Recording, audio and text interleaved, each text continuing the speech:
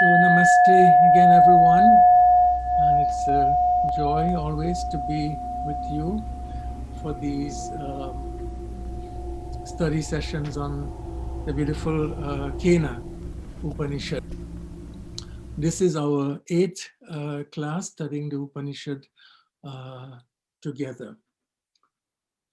So last class, I was discussing the fourth verse. So the Kena Upanishad has four sections, and each section has its series of verses. So we were discussing the verse 4 of section 1. And so you remember, Yad Vacha Anabhyuditam Yena Vag Abhyudayate Tadeva Brahma Tvam Vidhi Nedam Yadidam Upasate. That which words in their ordinary usage, that which words in the direct, finite meaning of all words, that which cannot be understood or revealed through words as ordinarily used, but yena vag abhyudayate, that without which there are no words, that without which there is no speech. Tareva Brahma Tvam Vidhi Nedam Yadidam Upasate. So we have learned that what we speak of as Atma is, as the teacher in the Upanishad teaches, it's a eye of the eye, chakshusha chakshushu. It is the mind of the mind, manaso manoyad. It is the speech of speech, vacha, vacho, havachyam, etc. So in this fourth verse, we get a new term, because so far, although I explain, but following the logic of the text, so far he has described the Atma as the eye of the eye, the air of the air, the mind of the mind, the speech of speech, the breath of breath. And one can come away with the conclusion that this means that the teacher is saying that everyone has an Atma. Everyone is, I should say, the Atma, which is the eye of the eye, the breath of breath, the air of the air, and so on. So in other words, one can come away from the previous verses thinking that Atma is plural, that there are as many Atmas as there are bodies. And there are some traditions that hold this view. But now he says for the first time in this fourth verse, after adding that which speech cannot reveal, but because of which we speak, then he adds a very important line, which occurs now in the next series of verses, Tadeva Brahma Tvam Vidhi Nedam Yadidam Upasate. That, tad, alone, eva, tadeva, Brahma. That alone you must know is Brahma. And then the intriguing line that I will discuss today, Na idam yad idam upasate. Not this, na idam, that is worshipped as this here. So by the use of the word Brahma, very important word, because this is the first time in the text that this word is used. And as I said last day, Brahma or Brahman comes from the root bra, which means large, to grow, to increase. So Brahman means that which has no limits. In Sanskrit, we say that which is ananta, that which has no end, no limits of any kind. It transcends the limit of time. It was, it is, it will be. It transcends the limits of space. It is everywhere, or we should say rather, everything is in it. And just as important, as we will see, it is not one object. It is not an object in space and time. An object means something that we can objectify with the senses or with the mind. As we discussed, especially with Nirvana Shatakam, Brahman is the essential nature of all objects. It is not one object among all objects, it's the nature of all objects. That I will clarify later. Brahman has no boundaries. No walls can enclose it. It can't be limited. So at the very beginning of his teaching, without using any word, he answered his students' question by saying it's the eye of the eye, the air of the air, the breath of breath, and so on. In this verse, he makes a grand step in the teaching, a big leap in the teaching, and says that which I say, which I have described to you as that because of which you see, that because of which you hear, that because of which you taste and smell and touch and think, that is Brahman. That is the infinite one. That is none other than the limitless Brahman. So in the Upanishads, we have what our traditional teachers, our great commentators, identify as great sentences. Great sentences. These are called Maha. Maha means great. Mahavakyas. Vakya means sentence. So a Mahavakya in the Upanishads is a great sentence. Maha. So our teachers have identified one great sentence in each of the 4 Vedas. So in the Yajur Veda, from the Brihadaranyaka Upanishad, the Mahavakya is Aham Brahmasmi, that I am Brahman, or the awareness, the self is Brahman. It's Aham, I, Brahma Asmi, I am Brahman. So that's Yajur Veda. In Sama Veda, the great sentence, the great Mahavakya is Tattvamasi. Tattvam Asi, from Chandogya Upanishad. Udalaka teaching his son Shvetaketu. That, referring to Brahman, that thou, Tvam, Asi, always the verb always comes at the end, that thou art, or that is what you are. You are that infinite reality, Brahman.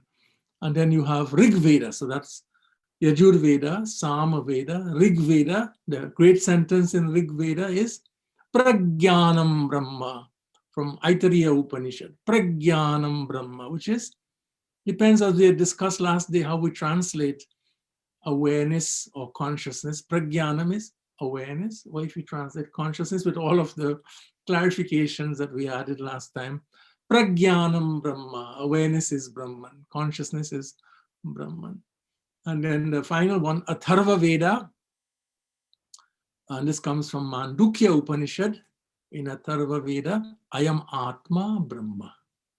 That this I am, this Atma, I am Atma Brahma. This Atman is Brahman. So those are the 4 Mahavakyas, great sentences. So what is the purpose of a great sentence? A great sentence in the Upanishads is a sentence that teaches or reveals the identity, the unity between Atma and Brahman. Any sentence we might say that teaches or reveals the unity, the identity between Atma and Brahman is a great sentence. That's the purpose of the great sentence. So I give that background to say that this verse in the Kena Upanishad, the 4th verse, where we, for the first time, we encounter this great teaching, Tadeva Brahma, that is Brahman. What is Brahman? The eye of the eye, the air of the air, the mind of the mind, the speech of speech. That sentence, that line, Tadeva Brahma, Tvam Vidhi. So please understand, Tvam, you, understand, no, Vidhi. Tvam Vidhi, what? Tadeva Brahma. that which I spoke to you earlier about as the eye of the eye, the air of the air, that is the limitless reality. That is the limitless reality. So we might take this also as a Mahavakya in the Kena Upanishad, as a great sentence in the Kena Upanishad. And if this is true, Tadeva Tvam Brahma, that which is the eye of the eye and the air of the air is Brahman, then the second line of verse 4, which becomes the second line in the next sequence of verses, he repeats, Nedam na idam yad idam upasate. Na nedam means na idam, not this. Idam is this. Idam na idam, not this. Yad, which idam as this upasate is worshipped here. So it's really fascinating to me that this ancient teacher repeats this line in the text. Obviously, he wants to ensure that his students understand something very clearly. So this line, the second line of verse 4, seeks to point out something we had discussed before, that the infinite Brahma cannot be identified or should not be identified with any single object or thing. In other words, Brahman is not one object among other objects. If we think of the universe, think of the vast universe in time and in space, everything occurring, everything existing within space. And then we think, well, among all of the objects in the space, there are planets, there are suns, there are constellations, solar systems, black holes. And there is one object among all of these objects called Brahman. There is one object called Brahman, among other objects, different from all other objects, but just another object called Brahman. The teacher is saying that would be wrong. There's a very well-known Christian theologian, and he put it, his name is Paul Tillich.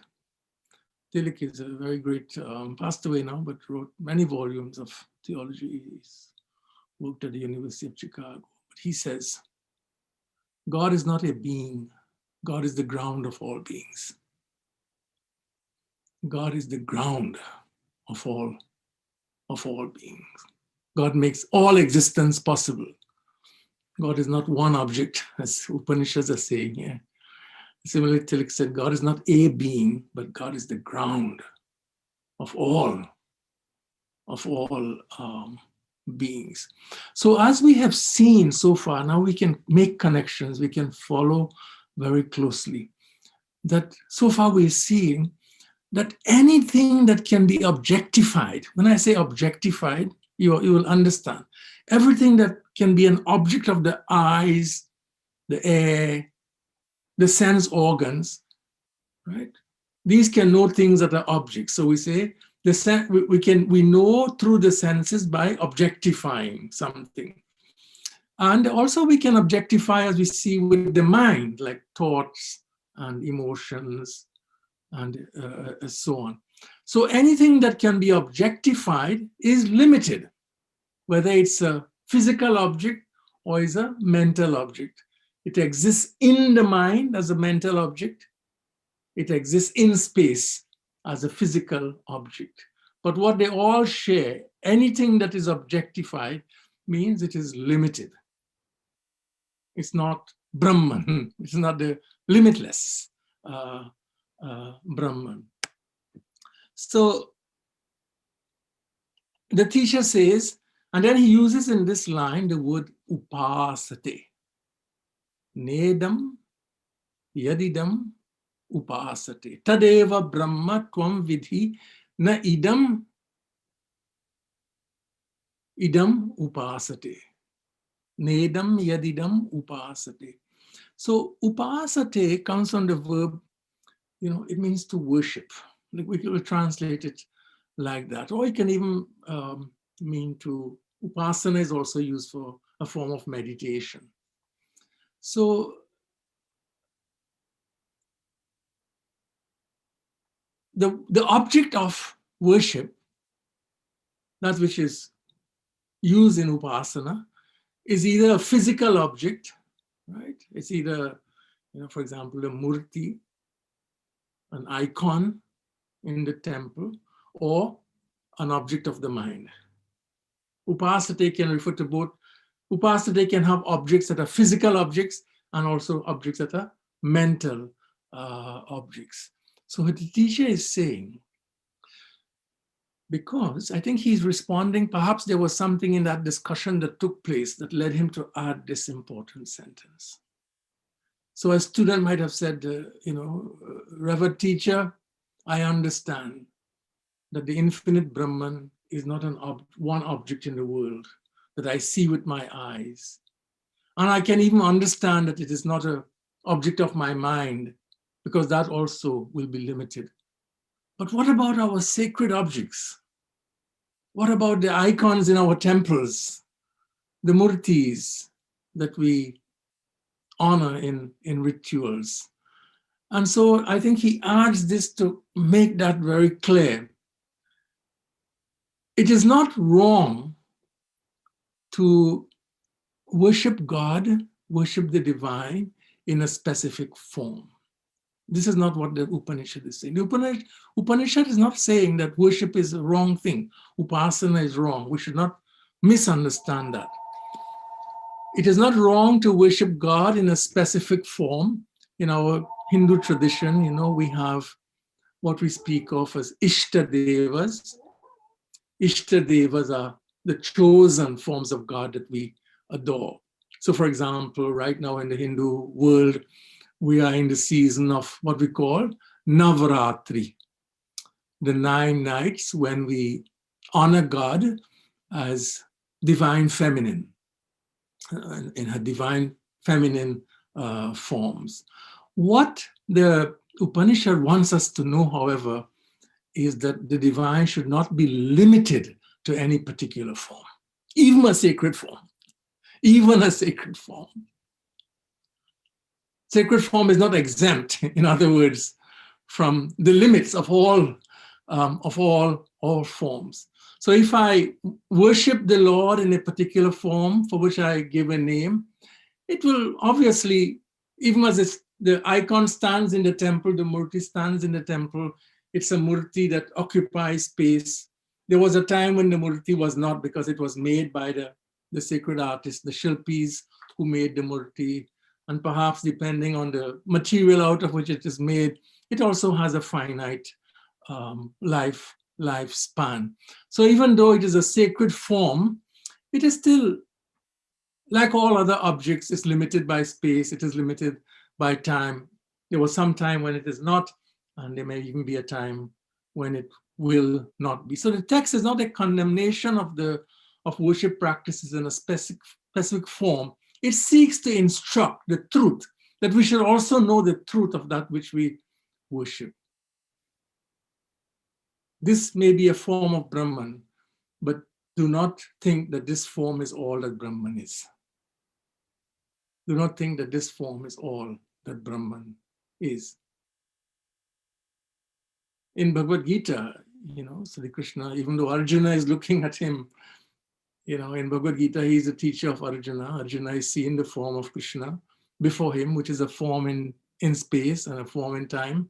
We know Krishna was born. He was the son of Devaki and Vasudeva, just like Sri Ram was born as the son of Dasaratha and Kaushalya. But then he says to Arjuna, Arjuna, yo mam pashyati sarvatra.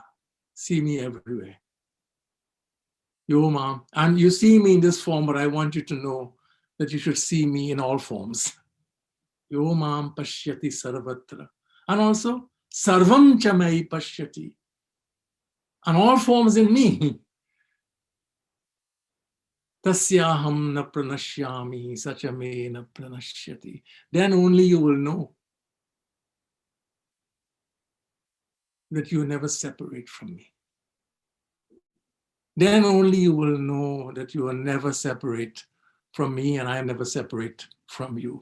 But if you think that I am only in that sacred form when you walk out of that temple, you would think that you are separate from me and I am separate from you. But when you understand that I am in all forms and all forms are in me, and that I constitute a nature of all forms, then there is no separation.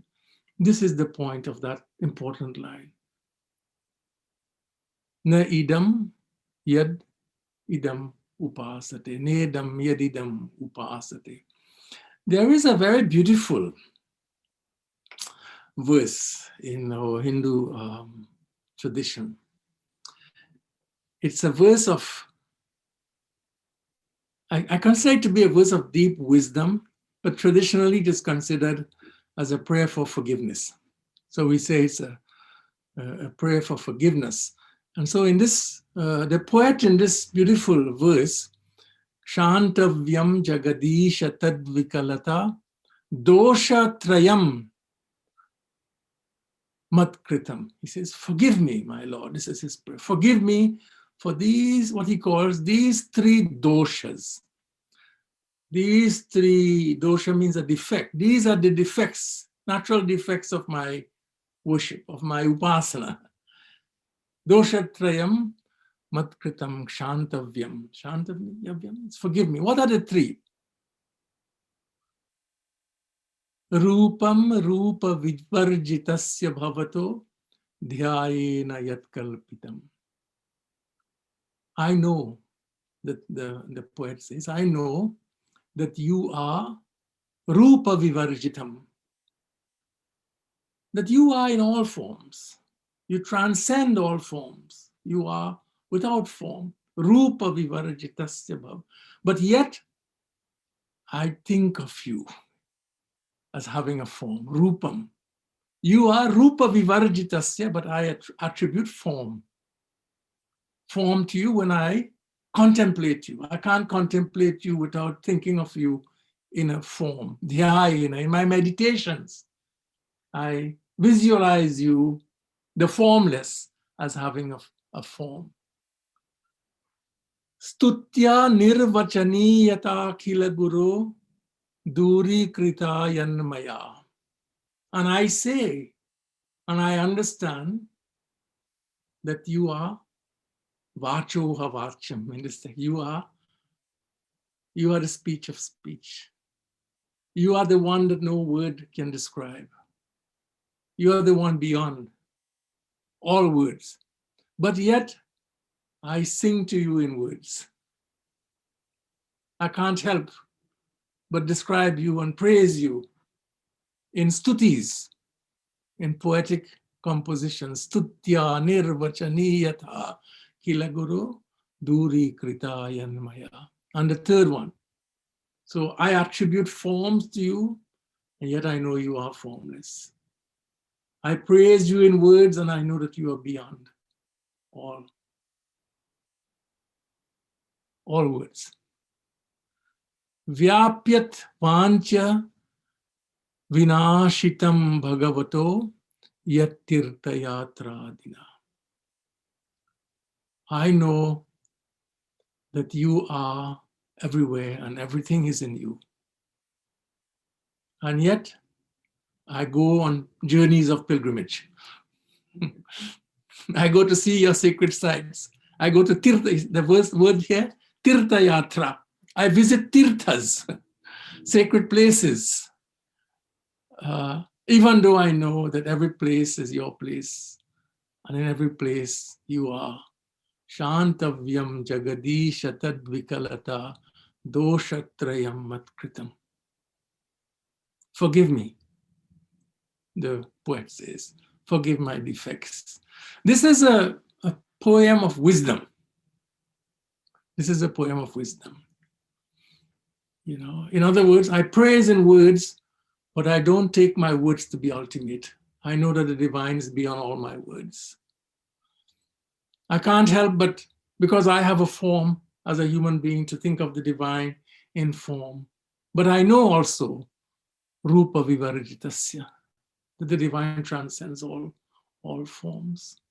I will go to I'll go to my temple. I'll go to visit a holy site and a holy place or a holy person, and yet I know the divine is in all places and everything is in the divine. If our understanding is like that, then there is no problem. Then there is no problem. That is the understanding of wisdom. It also means, that we should not give ultimacy to any finite object, whether it's a nation. The infinite alone deserves our reverence, our ultimate reverence, our highest loyalty, our highest reverence. As we say in Gayatri Mantra, Om Bhurbhuvasva, Tatsavitur Varenyam. That is the one that is deserving of ultimate value, ultimate meaning. So we should also see in this verse when he says, Nedam yadidam upasate, that we should not give ultimate value to anything that is finite, whether that finite is a nation, whether it is a political leader, whether it is an ethnic group, whether it is our possessions, our wealth. Let us not give ultimate value. Let us give ultimate value to that which is ultimate. Give ultimate value to that which is ultimate, not these things that are objects. That is not denigrating these things, but it's just having a right order, priority in one's values. So in each of these verses that come here, which will end the first section, the first part of Kena Upanishad, what the teacher is doing, and this is how the text is so beautifully interconnected. So, we saw the question from the student, the first verse, Kene shitam patati preshitam manaha. What is that because of which my mind thinks, my eyes see, my ear hear, and so on. So now he comes back and takes each one of these. So he just took up the topic of speech. And now he goes on again to, so each one builds on one of the answers or one of the objects listed in verse 2. So in this verse, which we look at now, he takes up the issue of the air. We had seen that verse 5 now, in verse 5, so we completed verse 4. Verse 5, he takes up the topic of the mind. Previously we have seen Manaso Manoyad. He comes back to clarifying what he meant by saying it is the mind of the mind. He clarifies now.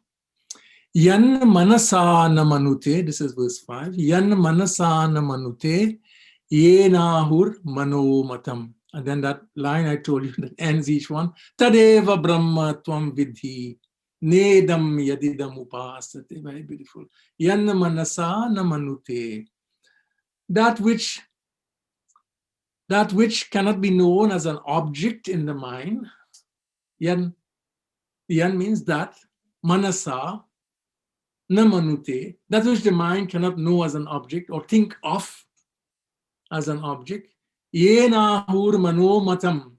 That without which the mind cannot think. That without which no thought is possible. So that which cannot be made into an object in the mind, but that without which the mind cannot conceive, the mind cannot think. Tadeva Brahma. That is, he says, that is the infinite. Tadeva Brahma Tvam Vidhi. So please know, that is the infinite. Na idam yadidam upasate. Comes back again. Not this, that is worship as this in here. So, I had explained this before when I was unfolding a teacher's answer. So I think you will follow easily with that foundation that we built earlier. So here is just to help you grasp. So, we can each close our eyes, or even with our eyes open, and we can think of a flower or any suitable object. If it's a flower, I can see each petal. I can see the color of the flower. I can see its symmetry, its beauty, its uniqueness. I can visualize it in my eyes.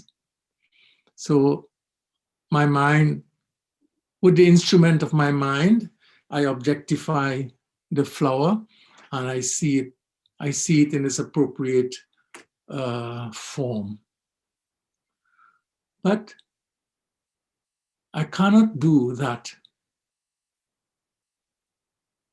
for myself as Atma, as awareness. Awareness cannot objectify awareness. Yana manasa na manute, that which the mind cannot objectify. If I try to objectify awareness, I am awareness. I cannot become as awareness, as Atma. I cannot become an object to myself. I cannot become an object to myself. I can objectify everything, but I cannot become an object to myself. So that because of which the mind objectifies everything, but that which itself the mind cannot objectify, that is Tadeva Brahmatvam Vidhi. Know that to be Brahman. One of my teachers, this is Swami Chinmayananda, he gave an example, I think it is very useful. And this is an example of torchlight, flashlight, torchlight, different words that is used or can be used to illumine all objects. But he said, you cannot see the batteries with the torch. You can turn it on and you can see everything in a dark room, but the one thing you can't see with the torch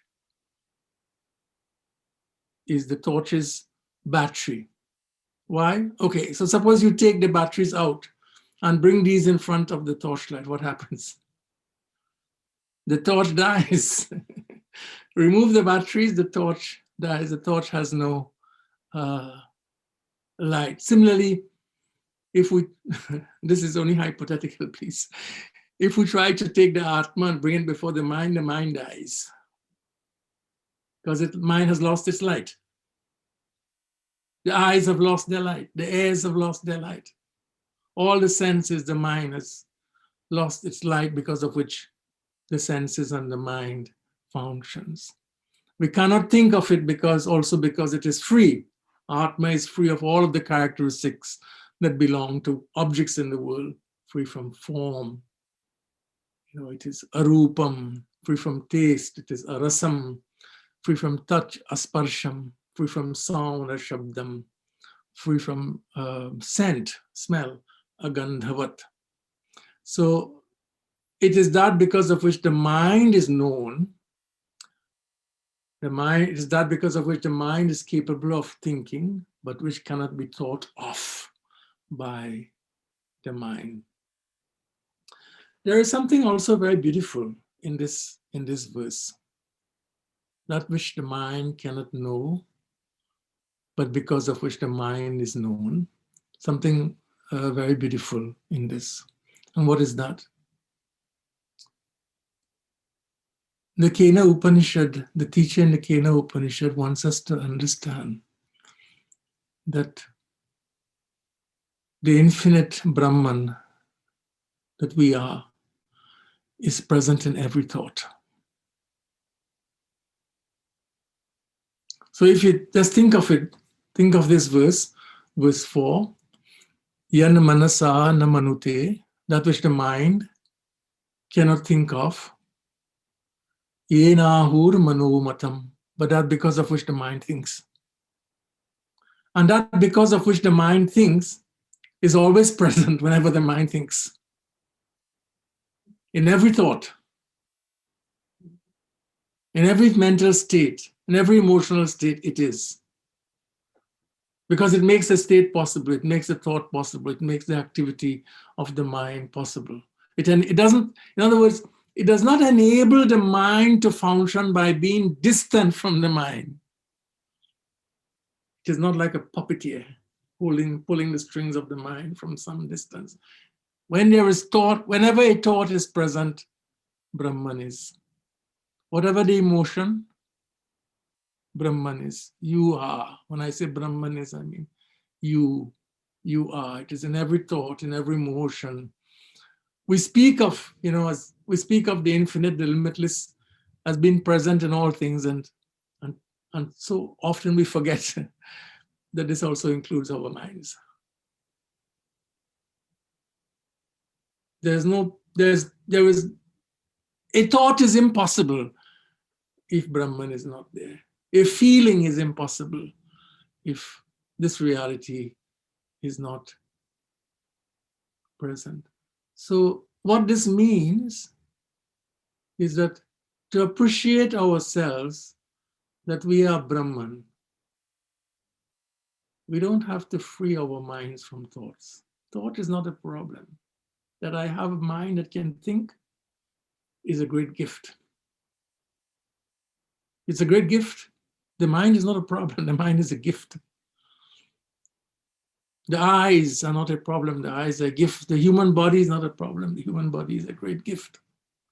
It's a gift of the divine.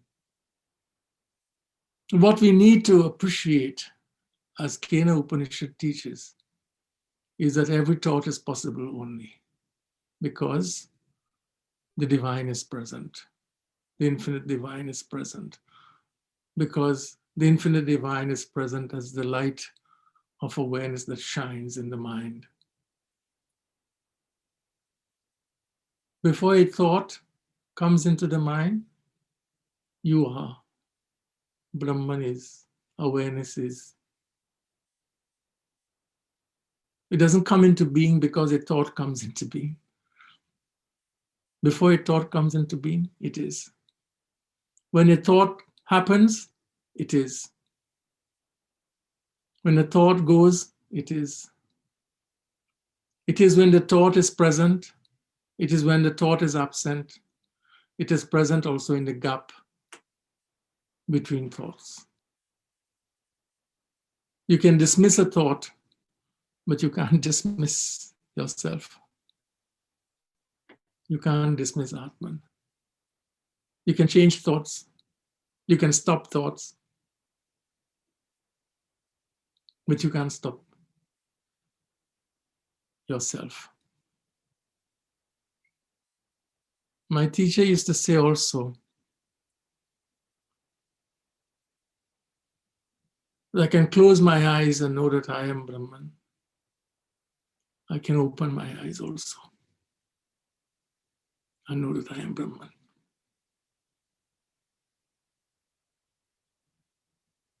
What I need to know, as this verse puts it so beautifully, thoughts are like images. When we visit the movie theater, there is a screen and there are the images on the screen. We see the images moving back and forth and changing. We don't often appreciate the screen on which all of these images are constantly moving. In this analogy, Brahman is the screen. You are the screen. Atma is the screen on the screen of Atman, on the screen of awareness, thoughts play, thoughts come and go. And to know that I am the screen that was, is, and will be. The Kena Upanishad is calling attention to The mind of the mind is the screen of all of the images without which no thought or any image is possible. And so it then moves on to the eyes. So previously he had said in the second verse that answering the student's question, he used the expression chakshusha chakshu. It is the eye of the eye. Previously he said mind of the mind, and now he explained what he means by mind of the mind. So now in mantra 6, he takes up chakshusha chakshuhu, the eye of the eye, and he says something very similar. Yat chakshusha na pashyati, yena chakshumshi pashyati, tadeva brahma tvam vidhi, nedam yadidam upasate. Yat chakshusha na pashyati, not seen by the eye, that which is not seen by the eye, the physical eyes, the chakshu. Yena, but by which chakshumshi pashyati, but that by which the eyes are seen, means by which the eyes are known, that which cannot be seen by the eyes, but because of which the eyes see, tadeva brahmat, comes again to that beautiful line, tadeva brahmatvam vidhi, nedam yadidam upasate. Know that to be the infinite Brahman, not this that is worshipped here as an object. So as you can see, starting with speech, he moves serially in sequence, unpacking his early answer. He moves to the speech, he moves to the mind, now he moves to the, and then he moves to the eyes, then he moves to the ears, and then he will move to breath. And the purpose of each verse is the same: to teach that awareness is present in the instrument. The instrument functions because of the presence of the infinite Brahman, Atma, but it is not the instrument. It is different from the instrument. It is that because of which the instrument, whatever the sense instrument is, including the mind, because of which it functions, it makes functioning possible, but it can never become an object of any of the senses. So that which the eyes cannot see, but because of which the eyes see. That is the infinite. So, there is a repetition is a teaching method here. So the teacher, and repetition facilitates memorization, which I said before. These texts were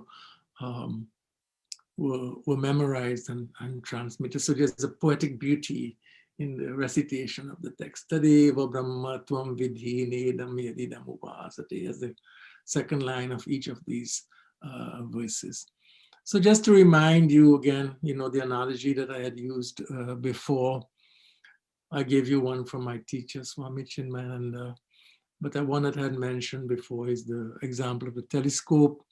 A telescope by itself is a mere instrument. It is incapable of seeing anything. Only when a telescope is taken up and a pair of eyes brought to the lens, then actual seeing occurs.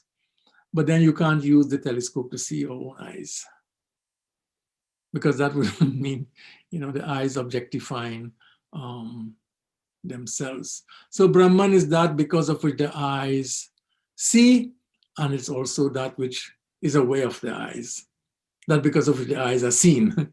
So it's that because of which the eyes seen, the eyes see, and that because of which the eyes are seen. Means I am aware of my eyes, whether they function or don't function, they function well or don't function well. So awareness makes all seeing possible. So again, think of it. I said before that there is no thought possible without the divine presence, without this divine reality, this what he called the Deva, the shining reality, because it makes every thought possible. Where there is a thought, it is. And it is similar with the body. In every act of seeing, it is. We think that the body functions independently. that I see independently, what we are learning here is that there is something more. There is something more because of which the eyes see. So whenever I see, the divine is there. Whenever I hear, the divine is there. In all of the sense and physical functioning, the divine reality is there.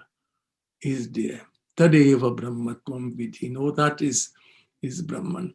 So this statement is perhaps particularly important here, for us, because in the Hindu tradition, we have the very beautiful notion of darshan, going to the temple, going to our sacred places to see.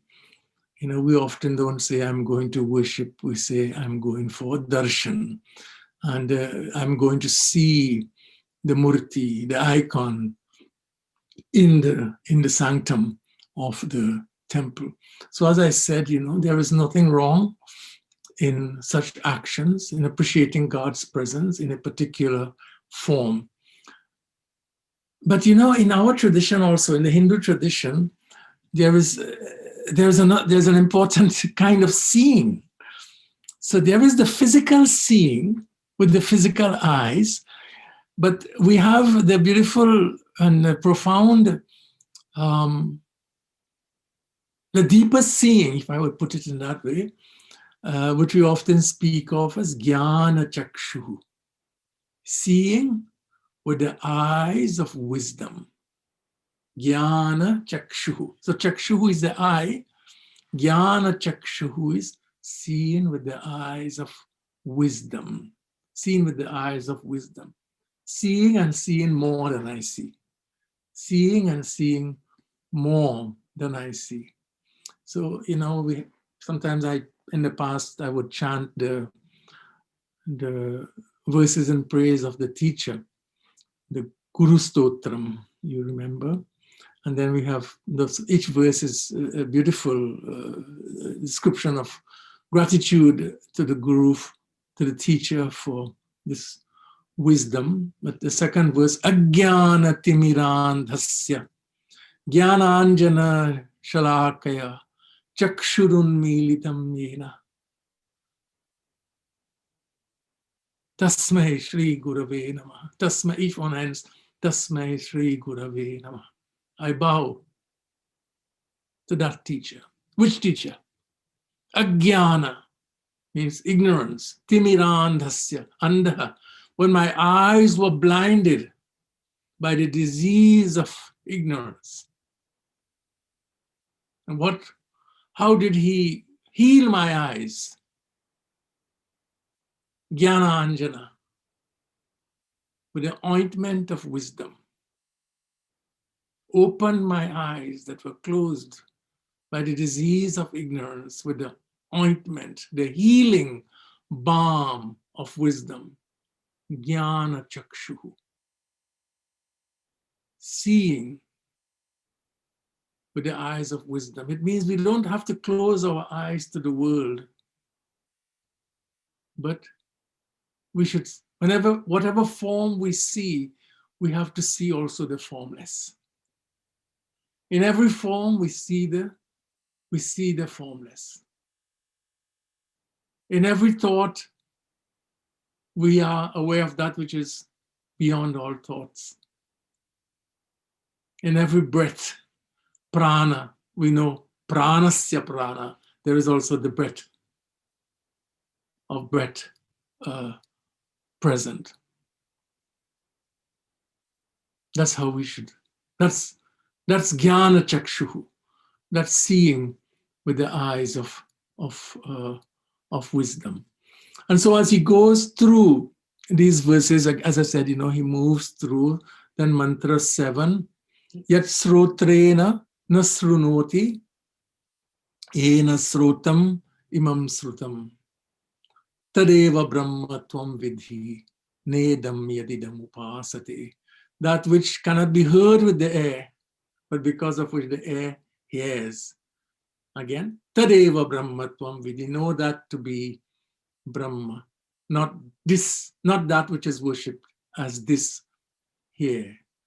And then, of course, mantra 8, yat pranena na praniti yena prana praniyate tadeva brahmatvam vidhi nedam yadidam upasate.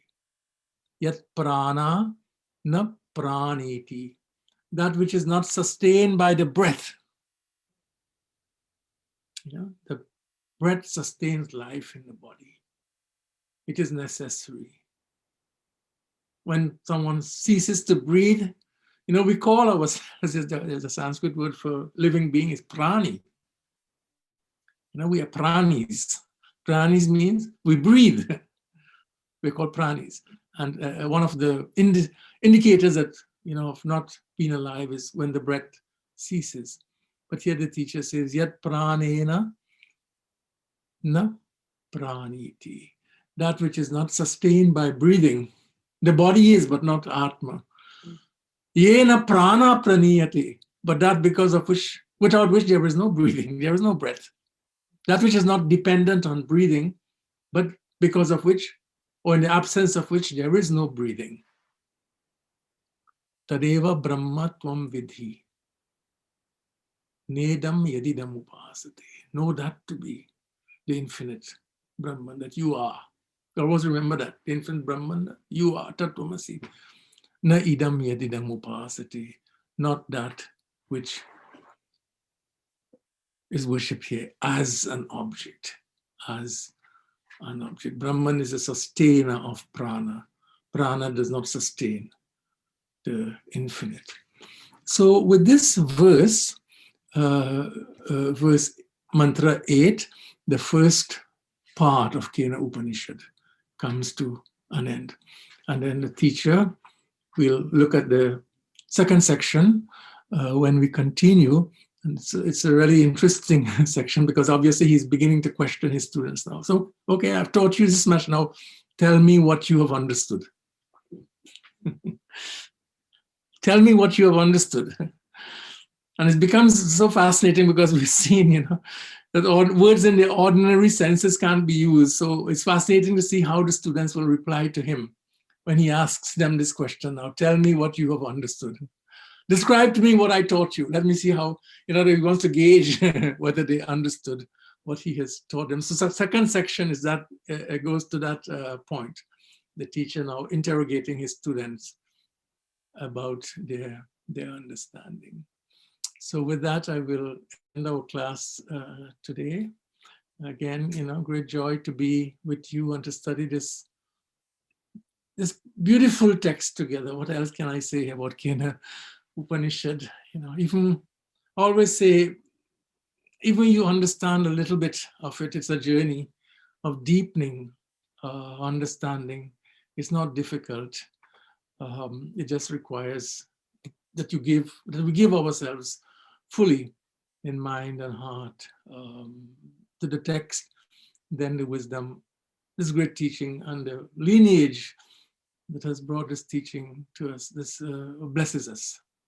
The teaching itself is a great blessing, and so my hope and my prayer is that together we'll all be blessed by this great teaching that we are fortunate we can come together to study. So stay well and stay safe, everyone. Next week, Dr. Kumar will continue with Yaksha Prashna from Mahabharata, and then I will continue again with Kena Upanishad the following week. There's one question I just respond very. Is the exercise to know Brahman futile? If Brahman works regardless whether we know or we don't know, what is the reason spend time trying to know it? I would be interested to see how you would respond. He says, if Brahman works, Brahman is present regardless of whether we know it or we don't know it. What is the reason for knowing it? Well, there are so many ways that this question can be answered. Remember, first of all, that we are speaking about that reality, which is what we are. Brahman is not this Brahman out there Brahman is what you are, what I am. This is what the great sentences teach. Tat Tvamasi, that Dawa, Chidananda Rupa, Shivoham, Shivoham. Brahman is what we are. When we don't know that, we live in a condition of ignorance. And ignorance is consequential. Ignorance is consequential. Right? In the Upanishadic tradition, we speak of the Hridaya Granthis, mentioned several times. Hridaya Granthis means the knots of the heart. Granthi, knot. Hridaya Granthi, the knots of the heart. And the first knot is the knot of ignorance. And then the second knot, because of ignorance, is the knot of greed. And the third knot is the knot of greedful actions in the world. So when we don't know Brahman, the consequences are significant. The consequences are significant. And the tradition teaches a lot about the consequences: greed, the consequences suffering, dukkha. This knowledge frees from dukkha. In Chandogya Upanishad, you have the very beautiful story of the great teacher Narada. Narada is the most learned person in his own times. And he goes one day to his brother, Sanat Kumar, and he says, "My brother, let me tell you everything that I have learned, what I have studied." And he gives a long list of all that he has learned. At the end of the list, what does he say? I am in suffering. I am in sorrow. How do I overcome this suffering? How do I overcome this dukkha? So it makes a difference. Let me answer the question by saying it makes a difference. Jnanam makes a difference. And this is why in Bhagavad Gita, Krishna says, there is no greater purifier than knowledge. Nahi jnanena sadrisham, Dr. Sani. Nahi jnanena sadrisham pavitram iha vidyate. It matters. It matters that we know or not know. And the second part of the question has to do, again, perhaps with the line that I mentioned, na idam yadidam upasite, not that which is worshipped here as an object. So this question is, doing Char Dham Yatra helped in building nation of Bharat, where such teaching can flourish? Yes. So remember, don't misunderstand me on this point. So let me just say, the Upanishad and I, in trying to teach this text, I have never said, and I will not say, and I did not say, that going to temples or going to tirthas should be done away with. I don't think you heard me say that. But what I'm saying is that we should, in worship and in making pilgrimage, we should all understand the nature of the divine, who is in all places, who is in all times, who is in all forms. So it is combining what we do, bringing to what we do, bringing to our worship, bringing to our pilgrimage, the wisdom of our tradition. The wisdom of our tradition. So if we say darshan is to see the divine in a particular form, we should add, and we should see the divine in all forms. And we should say, if a tirtha is to go to a sacred place, then we should also know, but wherever the divine is, that place is sacred. And my home is sacred, because there the divine is. If I go out into the woods, it's sacred because there the divine is also. When I understand that, I know that I can't be separate. I am never. The problem in our tradition, the human problem in our tradition, is not that we can be separate, physically or in terms of time from the divine. That's why we identify the problem as avidya. It makes a difference. And understanding the problem of avidya means the only way you can be separate from God or the divine or from your own self is by avidya, in no other way. And that's what has to be overcome. And when we live in a condition of avidya, the consequences are a grave. That's why the ideal is the ideal of moksha, liberation from avidya. So thank you very much.